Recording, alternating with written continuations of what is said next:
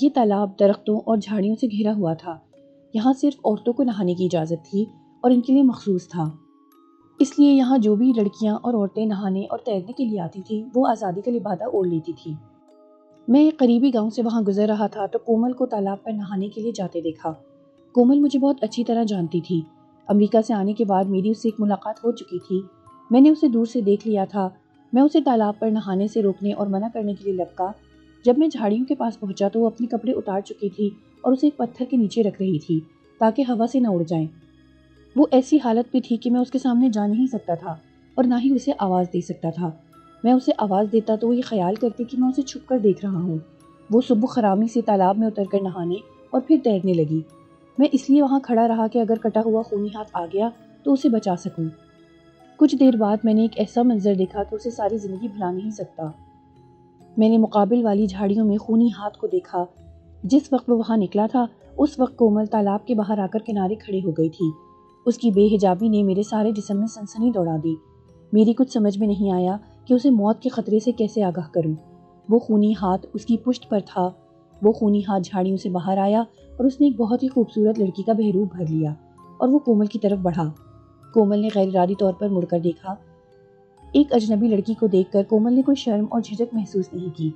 اس نے کومل کے قریب پہنچ کر نسوانی آواز میں کہا، تم کتنی سندر ہو، تمہارا کومل بدن کیسا پرکشش اور گداز ہے۔ تم ہو کون؟ کومل اس کی زبان سے اپنی تعریف سن کر خوشی سے پھولی نہ سمائی۔ تم بھی تو بلا کی حسین ہو۔ پہلے ہم تالاب میں چل کر کچھ دیر نہاتے اور تیرتے ہیں۔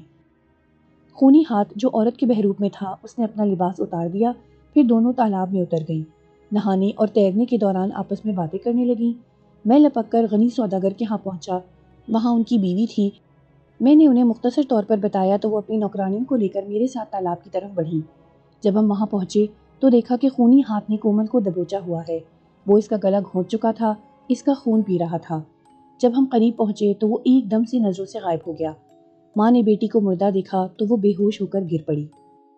کومل کی موت کے بعد سے وہ خونی ہاتھ نظر نہیں آیا، نہ پھر قتل کی کوئی واردات ہوئی تھی۔ ایک عامل صاحب نے دعویٰ کیا تھا کہ انہوں نے اسے بھگا دیا ہے۔ کوئی 15 دنوں کے بعد میں زینب کو لینے اس کے میکے پہنچا۔ زینب نے بتایا کہ وہ خونی ہاتھ یہاں بھی پہنچ گیا ہے۔ ایک روز اس نے اپنے کپڑے نکالنے کے لیے اٹیچی کھولا تو وہ خونی اس کے کپڑوں میں لپٹا ہوا تھا۔ اسے دیکھتے ہی حرکت کرنے لگا اور ایک دم سے اچھل کر کپڑوں پر کھڑا ہو گیا۔ اس کے تیور سے ایسا لگ رہا تھا کہ کسی بھی پل اچک کر اس کا گلا دبوچ لے گا۔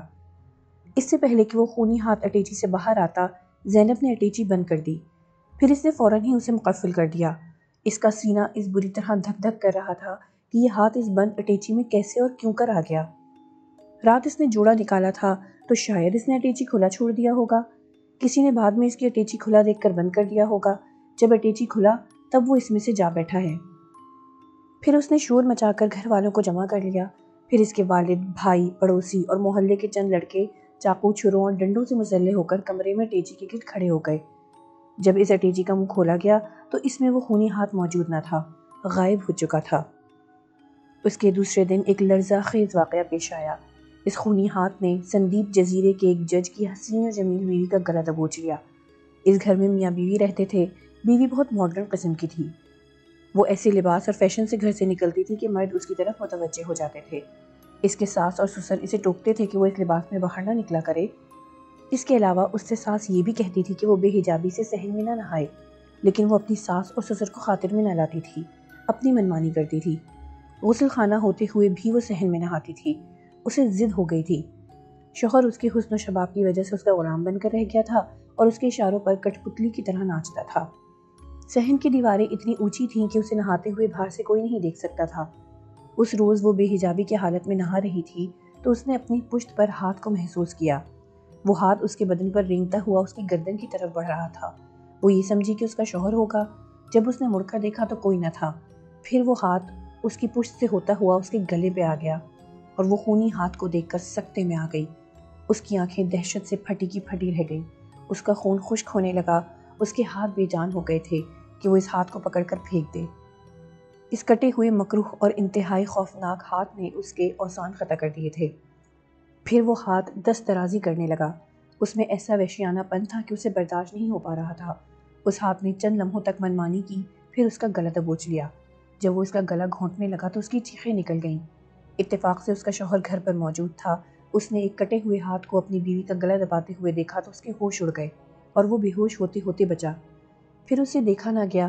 اپنی بیوی کو درد اور تکلیف سے تڑپتے دیکھا تو اس کی جان بچانے کے لیے لپکا۔ ہمت کر کے اس کٹے ہوئے ہاتھ کو پکڑنے کی کوشش کی تو وہ ہاتھ اس کے قابو میں نہ آ سکا، البتہ اس کی ایک انگلی اس کے ہاتھ میں آ گئی۔ اسے پکڑ کر اپنی طرف کھینچا تو وہ ہاتھ ایک دم سے غائب ہو گیا۔ اس کی بیوی صدمے اور دہشت سے 2 دن بے ہوش رہی۔ تیسرے دن جب وہ ہوش میں آئی تو اس کی حالت پاگلوں جیسی ہو گئی تھی۔ وہ پھٹی پھٹی آنکھوں سے ادھر ادھر دیکھ کر ہذیانی لہجے میں چیختی، ہاتھ ہاتھ خونی ہاتھ، میرا گلا دبا رہا ہے، مجھے بچاؤ ورنہ میں مر جاؤں گی، وہ دیکھو وہ ہاتھ میری طرف آ رہا ہے۔ اس کے شوہر نے جب اس کی یہ نفسیاتی اور ذہنی کیفیت دیکھی تو اسے علاج کے غرض سے ڈھاکہ شہر لے گیا۔ وہ لرزے کی بھی مریض بن چکی تھی۔ اس واقعے کے تیسرے روز زینب نے اپنے بھائی کے ہاتھ سے مچھلی منگوائی۔ بھائی نے وہ تھیلی لا کر زینب کے ہاتھ میں تھما دی جس میں مچھلی تھی۔ زینب نے تھیلی میں ہاتھ ڈال کر مچھلی باہر نکالی۔ جب اس کا ہاتھ باہر آیا تو اس کے ہاتھ میں مچھلی کی بجائے وہی کٹا ہوا خونی ہاتھ تھا۔ زینب نے حواس باختہ ہو کر وہ خونی ہاتھ فرش پر پوری قوت سے دے مارا۔ اس ہاتھ نے قہقہا مارا، ایسے ناشائستہ جملے ادا کیے جو میں بیان کرنے سے قاصر ہوں۔ پھر وہ ہاتھ موری کے راستے غائب ہو گیا۔ زینب غش کھا کر گر پڑی۔ سندیپ میں اسی روز شام کے وقت دریا کے شمال میں ایک دور دراز اور ویران جگہ پر ایک حسین اور نوجوان لڑکی پدما کی لاش برہنہ حالت میں ملی تو ایک کوہرام سمجھ گیا۔ پولیس نے اسے قتل کا کیس قرار دے کر اس لڑکے کو شبہ میں گرفتار کر لیا جو اس لڑکی کو محبت بھری خط لکھتا رہتا تھا اور اس سے جائے وقوع پر ملتا رہتا تھا۔ پولیس کا کہنا تھا کہ اس لڑکے نے لڑکی سے اس کی شادی نہ کرنے کے فیصلے سے دل برداشتہ ہو کر اس کی آبرو ریزی کی اور پھر اس کا گلا گھونٹ کر ہلاک کر دیا اور اس کے جسم کے حساس گوشوں میں زخم ڈال کر خون بھی پی گیا۔ لڑکے نے پولیس کو بیان دیا تھا کہ وہ اور پدما اس جگہ ملتے تھے اور بہک جاتے تھے کیونکہ وہاں ان کے سوا کوئی نہیں ہوتا تھا اور آزادی ہوتی تھی جس سے دونوں فائدہ اٹھاتے تھے۔ اس روز ہوا یہ تھا کہ دونوں جذبات کی رو میں بہنے کے بعد حسب معمول دریا میں نہانے اور تیرنے کے لیے اتر گئے تھے۔ لڑکی جلد ہی پانی سے نکل گئی تھی تاکہ جسم اور بال خشک کرے، لیکن وہ تیرتا ہوا دور تک چلا گیا۔ جب وہ واپس ہوا تو اس نے دیکھا کہ ایک مرد پدما کی بے حرمتی کر رہا ہے۔ جب وہ غصے کی حالت میں دریا کے کنارے پہنچا تو اس نے دیکھا کہ وہ مرد ایک کٹے ہوئے مکروہ اور بہت ہی خوفناک ہاتھ میں بدل گیا۔ پھر اس نے پدما کا گلا گھونٹ دیا جو غشی کسی حالت میں پڑی تھی۔ پھر وہ ہاتھ جونک کی طرح پدما کے بدن سے خون پینے لگا۔ وہ لرزہ خیز منظر دیکھ کر اپنے کپڑے لے کر وہاں سے بھاگ آیا۔ پولیس نے اس کے بیان کو مفروضہ قرار دیا، اسے تسلیم نہیں کیا۔ میں نے اور کچھ لوگوں نے پولیس کو سمجھایا کہ لڑکا بدکاری کا مرتکب ہوا ہے، لیکن اس نے اس لڑکی کو قتل نہیں کیا ہے بلکہ اس کٹے ہوئے ہاتھ نے، اس ہاتھ نے جج صاحب کی بیوی کو بھی گلا گھونٹ کر قتل کرنے کی کوشش کی تھی، اور پھر اس لڑکی کا قتل ہو جانا اور اس کا خون پینا اس بات کا ثبوت ہے کہ یہ خبیث بدروح کی حرکت ہے۔ ایک شخص قتل کرنے کے بعد کہیں مقتول کا خون پی سکتا ہے؟ پھر میں نے اپنی بیوی کے ساتھ پیش آنے والے واقعات کا بھی ذکر کیا۔ پولیس انسپکٹر اس بات کو ماننے کے لیے تیار نہ تھا۔ اس نے میری بیوی کا خوب مذاق اڑایا اور مجھے مشورہ دیا کہ میں اپنی بیوی کو کسی ماہر نفسیات کے پاس لے جاؤں۔ ابھی ہم پولیس اسٹیشن میں تھے کہ اس پولیس انسپکٹر کے ایک پڑوسی نے بتایا کہ اس کی نوجوان بہن کی چیخ و پکار سن کر پڑوسی مدد کے لیے دوڑے۔ دروازہ بند تھا، دروازہ بہت کھٹکھٹایا لیکن کھلا نہیں۔ آخر دروازہ توڑنا پڑا۔ اس کی بہن کی عریاں لاش فرش پر پڑی تھی، اس کے چہرے اور جسم پر تشدد کے نشانات تھے۔ اس کا گلا گھونٹ دیا گیا تھا جس سے اس کی آنکھیں ابل پڑی ہیں۔ اس کے بدن پر جا بجا زخموں کے جو نشانات ہیں ان سے ایسا لگ رہا ہے کہ قاتل نے اس کا خون پی لیا ہے اور اس کی بے حرمتی بھی کی ہے۔ دیکھ لیں، ہم نے کسی کو مکان سے نکلتے نہیں دیکھا اور نہ ہی مکان میں کوئی تھا، یہ کسی بدروح کی حرکت معلوم ہوتی ہے۔ پولیس انسپکٹر یہ کہانی سن کر غصے سے لال پیلا ہو گیا، اسے یقین نہ آیا۔ وہ اسی وقت اپنے گھر کی طرف روانہ ہو گیا۔ پھر مجھے نہیں معلوم کہ کیا ہوا، کیونکہ میں دوسرے دن زینب کو اپنے ہاں لے آیا۔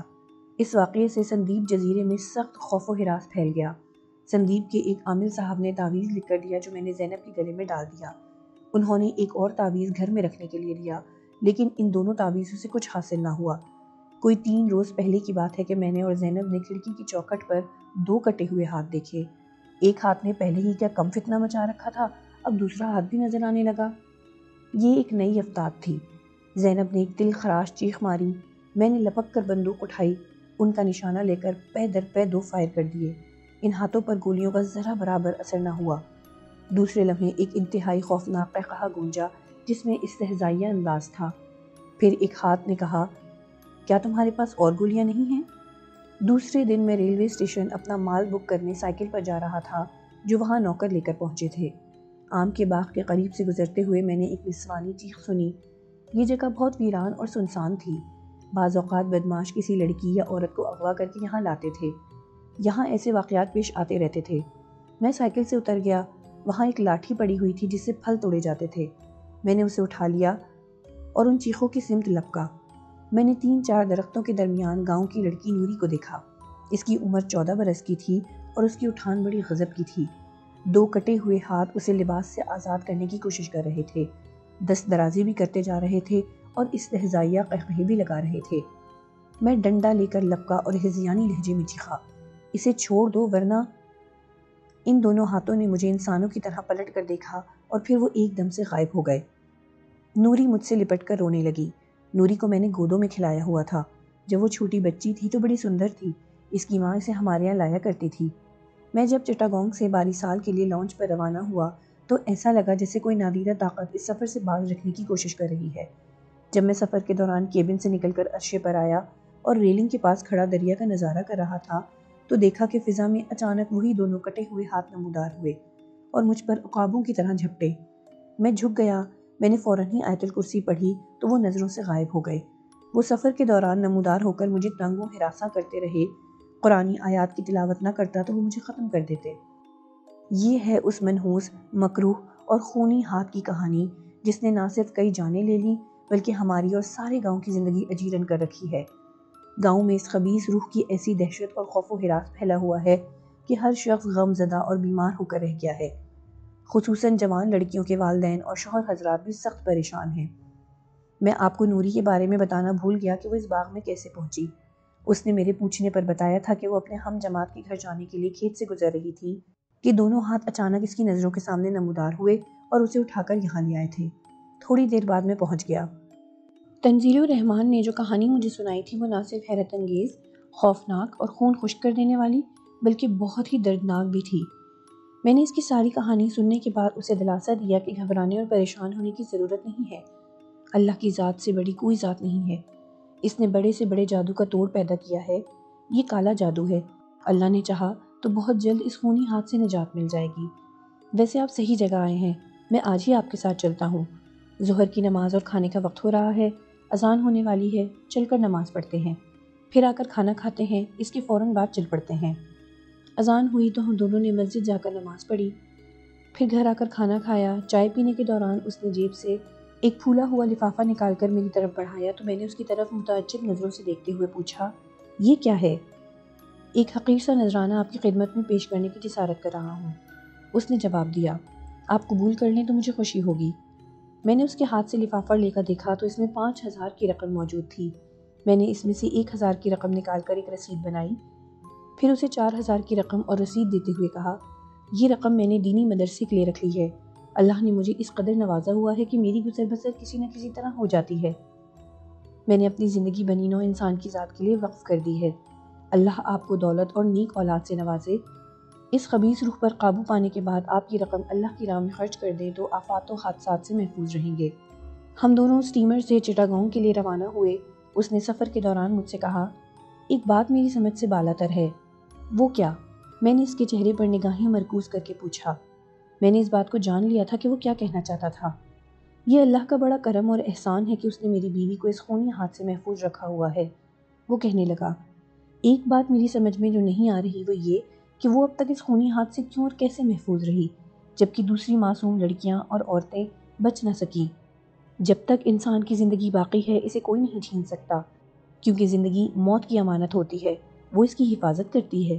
میں نے جواب دیا، زندگی اور موت تو اللہ کے ہاتھ میں ہے۔ آپ کی بیوی جو اب تک اس خونی ہاتھ سے محفوظ رہی اس کی اصل وجہ یہ ہے کہ آپ دونوں 5 وقتہ نمازی ہیں، زکوٰۃ ادا کرتے ہیں، صدقات و خیرات بھی کرتے رہتے ہیں۔ آپ کی عبادت اور یہ ساری نیکیاں کام آ رہی ہیں اور ہر طرح کی بلاؤں سے محفوظ رکھ رہی ہیں۔ آئندہ یہ سلسلہ جاری رہنا چاہیے۔ دوسرے دن سپہر کے وقت ہم چٹاگانگ پہنچے، پھر وہاں سے ریل گاڑی سے 8 ہزاری روانہ ہوئے۔ میں نے اس کی زبانی کہانی جو سنی تھی، اس کہانی میں کہیں کوئی ایسا واقعہ نہیں تھا جو کسی بھی مرد کے ساتھ پیش آیا ہو۔ اس خونی ہاتھ نے صرف لڑکیوں اور عورتوں کی جانیں لی تھیں اور وہ زینب کی جان لینے کے در پہ تھا۔ اس خونی ہاتھ نے اس وجہ سے اب تک زینب کی جان نہیں لی تھی کہ وہ اسے ذہنی اذیت پہنچا کر اور ترسا ترسا کر مارنا چاہتا تھا، اس لیے اس طرح اسے تنگ کر رہا تھا، اس لیے وہ اس کے پیچھے سائے کی طرح لگا ہوا تھا۔ میں نے غسل کرنے کے بعد نماز پڑھی، پھر چائے کا ایک کپ پینے کے بعد اس سے کہا، میں آپ کی بیوی زینب سے تنہائی میں کچھ باتیں کرنا چاہتا ہوں، اور میرے خیال میں آپ کو کوئی اعتراض نہیں ہوگا، آپ کی اجازت ہو تو؟ مجھے کوئی اعتراض نہیں، میں آپ کو ساری باتیں بتا چکا ہوں، کوئی بات نہیں چھپائی ہے، اس نے حیرانی سے جواب دیا۔ دراصل آپ نہیں جانتے کہ عورت کیا چیز ہے، میں نے کہا۔ بہت ساری باتیں ایسی ہوتی ہیں کہ عورت اپنی ماں یا اپنے بھائی سے کہہ دیتی ہے، لیکن اپنے شوہر سے نہیں۔ اس خونی ہاتھ کا پس منظر وہی بتا سکتی ہے۔ آپ اس کی ذات پر کوئی شک و شبہ نہ کریں، وہ ایک پاک دامن عورت ہے۔ تھوڑی دیر بعد میں تیسری منزل کی نشست گاہ میں بیٹھا تھا اور زینب میرے سامنے موجود تھی۔ وہ بلا کی حسین تھی، اس کے چہرے کے تیکھے نکھے نقش و نگار میں بڑی جاذبیت تھی، اس کی سندرتا اور کشش میں اس کی بلند قامت نے ہر درجے اضافہ کر دیا تھا۔ اس میں ایک اچھوتی معصومیت بھی تھی، اسے دیکھ کر ہی کہا جا سکتا تھا کہ قدرت نے اسے فرصت میں بنایا ہوگا۔ زینب، میں نے اسے شفیق لہجے میں مخاطب کیا، تم مجھے ایک عامل نہیں بلکہ اپنے باپ، بھائی اور دوست کی جگہ سمجھو، مجھ سے کوئی بھی بات نہ چھپانا، تم مجھے اپنی زندگی کا وہ واقعہ سناؤ جو تم نے آج تک کسی کو نہیں سنایا ہے، حتیٰ کہ اپنے شوہر اور کسی قریبی سہیلی کو بھی نہیں، اپنی ماں اور بہن کو بھی نہیں بتایا۔ اس واقعے کو سننے کے بعد ہی میں تمہیں اس مصیبت سے نجات دلا سکتا ہوں۔ میری بات سن کر زینب بڑے زور سے چونکی۔ جب اس نے اپنا جھکا ہوا سر اوپر اٹھایا تو اس کے چہرے پر زردی سی تھی۔ اس نے مجھے متوحش نظروں سے دیکھا۔ چند لمحوں کے بعد اس نے حیرت سے کہا، کون سا واقعہ؟ میں آپ کی بات سمجھی نہیں۔ وہ واقعہ جس نے اس خونی ہاتھ کو جنم دیا۔ میں نے اس کے چہرے پر نگاہیں مرکوز کر دی۔ کیا یہ حقیقت نہیں ہے؟ اس خونی ہاتھ کا کسی واقعے سے کیا تعلق ہو سکتا ہے؟ یہ ہاتھ کیا کسی خبیث روح کا نہیں ہے؟ وہ تذبذب سے بولی۔ وہ واقعہ جو تم مجھے بتانا نہیں چاہتی ہو، اس سے اس خونی ہاتھ کا گہرا تعلق ہے۔ میں نے اسے تولنے والی نظروں سے اس کی آنکھوں کی گہرائیوں میں جھانکا۔ کیا یہ حقیقت نہیں ہے کہ یہ خونی ہاتھ تمہاری جان کا بدترین دشمن بنا ہوا ہے؟ اب تک تم محض اتفاقات کی وجہ سے اس سے بچتی رہی ہو، اور وہ تمہیں ذہنی اذیت پہنچا کر اور سسکا سسکا کر مارنا چاہتا ہے۔ کل یہ بھی ہو سکتا ہے کہ یہ خونی ہاتھ تمہاری نظروں کے سامنے تمہارا سہاگ اجاڑ دے، تمہیں بیوہ کر دے، پھر اس کے بعد تمہاری بہنوں، بھائیوں اور والدین کو بھی موت کے منہ میں دھکیل دے، تمہیں شاید اس لیے زندہ رکھے کہ تم سے ساری زندگی کھیلتا رہے۔ زینب کا چہرہ پھیکا پڑ گیا، پھر وہ سفید ہوتا چلا گیا، اس کی آنکھوں سے وحشت جھانکنے لگی۔ نہیں نہیں، وہ ہذیانی لہجے میں بولی، تم مجھ پر بھروسہ رکھو، میں تمہاری کہانی کسی کو نہیں سناؤں گا، تمہارے شوہر کو بھی نہیں، تمہارا راز میری امانت میں رہے گا، میں اسے اپنے سینے میں دفن کر کے رکھوں گا۔ بیٹی، بات یہ ہے کہ جب تک مجھے اصل بات اور واقعے کا پتہ نہیں چلے گا، میں تمہیں، تمہارے شوہر اور تمہارے گھر والوں کو اس عذاب سے نجات نہیں دلا سکتا۔ من و عن سارا واقعہ سنا دو۔ میری بات سن کر وہ ساڑی کے پلو میں منہ دے کر کچھ دیر تک زار و قطار روتی رہی۔ میں نے اسے رونے دیا۔ تھوڑی دیر بعد اس نے رونا موقوف کیا۔ اپنے آنسوؤں اور جذبات پر قابو پانے کے بعد اس نے اپنی کہانی شروع کی۔ آپ تو جانتے ہی ہیں کہ میں جزیرہ سندیپ کی رہنے والی ہوں، میرے شوہر نے آپ کو بتایا ہوگا۔ اپنی بہنوں، اپنے خاندان، بلکہ پورے جزیرے سندیپ میں میں سب سے حسین و جمیل لڑکی تھی۔ بچپن ہی سے میرے حسن و جمال کا تذکرہ ہونے لگا تھا۔ میں اسکول جانے لگی، اسکول میں میرے حسن کی مناسبت سے مجھے رانی جزیرہ سندیپ کا خطاب دیا گیا، میرا نام رانی رکھ دیا گیا۔ میں رانی کے نام سے اتنی مشہور ہوئی کہ لوگ میرا اصل نام بھول گئے، مگر میرے گھر والے مجھے زینب ہی کہہ کر پکارتے تھے۔ جب میں نے جوانی کی دہلیز پر قدم رکھا تو میرا حسن و جوانی کے خمار سے اور قیامت خیز بن گیا، اور وہ نکھرتا اور دو آتشہ بنتا گیا۔ ہائی اسکول پاس کرنے کے بعد میں نے کالج میں داخلہ لے لیا۔ میں محسوس کرنے لگی تھی کہ میرے جزیرے کے لڑکے مجھ میں دلچسپی لینے لگے ہیں اور مجھے اپنانے کے خواہش مند ہیں، لیکن ان میں ایسے لڑکے بھی تھے جو مجھے اپنی محبت کے جال میں پھانس کر فریب دینا چاہتے تھے۔ چونکہ میری تربیت ایک خاص اور اچھے ماحول میں ہوئی تھی، اس لیے میں ان لڑکوں سے دور رہتی۔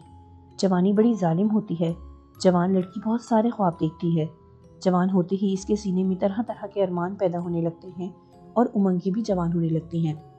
دل کسی کو چاہنے کو کرتا ہے۔ لڑکوں نے مجھے عشقیہ خط لکھنے شروع کیے، وہ اس قدر سطحی اور گھٹیا قسم کے ہوتے ہیں کہ ان کی ذہنیت سے مجھے سخت نفرت ہو گئی۔ میں ان کے خط پڑھے بغیر پھاڑ کر پھینک دیا کرتی تھی۔ مجھے ایسے لڑکوں سے سخت نفرت تھی۔ بہت سارے لڑکے اور مرد تو بری نظر سے میرے بدن کو گھورا کرتے تھے۔ میں ان لڑکوں کی بری نظروں اور عشقیہ خطوں سے سخت پریشان تھی۔ میرا بس نہیں چلتا تھا ورنہ میں ان کا منہ نوچ لیتی۔ اور آنکھیں پھوڑ دیتی۔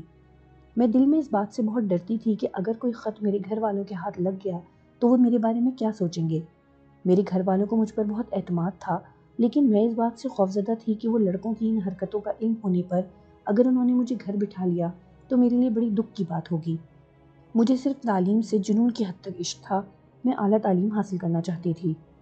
میری ہم جماعت لڑکیاں اور سہیلیاں جو خوبصورت اور پرکشش نہیں، انہیں تعلیم سے زیادہ عشق و محبت سے دلچسپی تھی اور ان کی آنکھوں میں ہر وقت خواب لہراتے رہتے تھے۔ وہ نہ صرف لڑکوں سے محبت کرتی تھیں اور باقاعدگی سے ان کی خط و کتابت ہوتی تھی، ان میں بعض لڑکیاں چوری چھپے ملا بھی کرتی تھیں۔ اس طرح سے وہ گمراہی کا شکار ہو جاتی تھیں۔ وہ مجھے لڑکوں کے لکھے ہوئے خط دکھایا کرتی تھیں اور تنہائی میں جذباتی ملاقاتوں کا ذکر بھی کرتی تھیں، لیکن میرے دل میں کبھی کوئی ہلچل اور تمنا پیدا نہیں ہوئی، شاید اس لیے کہ میں دوسرے مزاج کی لڑکی تھی۔ میں انہیں بڑی بوڑھیوں کے انداز میں سمجھاتی تھی کہ وہ ان چکروں میں نہ پڑیں، لڑکوں سے زیادہ تعلیم میں دلچسپی لیا کریں، بعد میں پچھتانا نہ پڑے۔ اندھا دھند بھاگنے سے نہ صرف ٹھوکر کھانا پڑتی ہے بلکہ بدنما داغ بھی لگ جاتا ہے۔ اگر اس محبت اور ملاقاتوں کا نتیجہ نکل آیا تو نہ صرف تمہاری بلکہ گھر والوں کی عزت خاک میں مل جائے گی۔ محبت کا بھوت آسانی سے نہیں اترتا ہے۔ میں نے انہیں ان کے حال پر چھوڑ دیا۔ ان میں دو ایک لڑکیوں کی محبت کا انجام بہت عبرتناک ہوا۔ ان کی کوتاہی ساری زندگی کے لیے پچھتاوے کا سبب بن گئی۔ میں نے کالج میں صرف اپنے حسن کی وجہ سے نہیں، تعلیم سے بھی بڑی شہرت پائی۔ مجھ میں کبھی پندار حسن پیدا نہ ہوا۔ میں حسن پر نازاں نہیں، پریشان تھی کہ اس نے مجھے ایک مصیبت میں ڈال دیا ہے۔